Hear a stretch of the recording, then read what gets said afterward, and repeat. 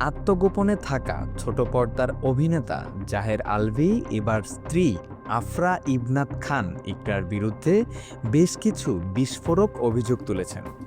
শুক্রবার ৬ মার্চ রাত ১১টা ৩৫ মিনিটে নিজের ফেসবুক অ্যাকাউন্টে দেওয়া পোস্টটি নিজের শেষ পোস্ট উল্লেখ করেছেন আলভী।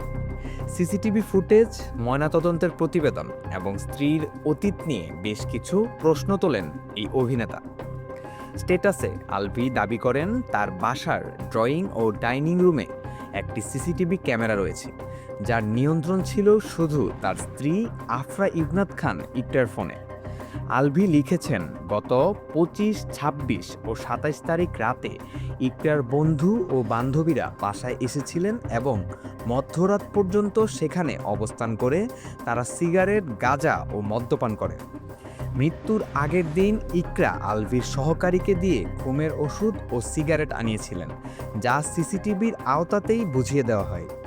সবচেয়ে সংবেদনশীল বিষয় হিসেবে আলভী তার স্ত্রীর অতীত নিয়ে মুখ খুলেছেন।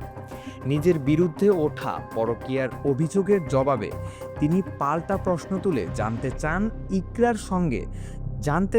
ইকরার সঙ্গে জাহাঙ্গীরনগর বিশ্ববিদ্যালয়ের ৪১তম ব্যাচের নাবিদ নামের এক সহপাঠীর কী সম্পর্ক ছিল।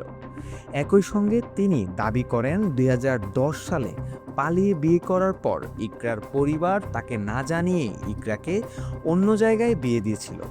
স্বামী বর্তমান থাকা অবস্থায় ইকরা সেই বিয়েতে সম্মতি দিয়েছিলেন এবং বাসরও করেছিলেন বলে স্ট্যাটাসে উল্লেখ করেন আলভী।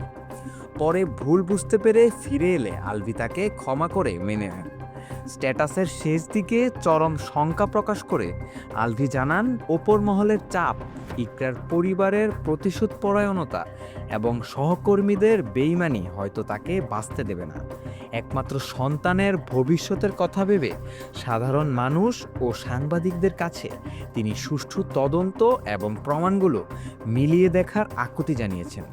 পরিশেষে তিনি সবার কাছে ক্ষমাও চেয়েছেন। আর এরকম নিউজ পেতে চোখ রাখুন এবিএন এন্টারটেইনমেন্টের পর্দায়। কমেন্ট করে জানিয়ে দিন আপনার মতামত।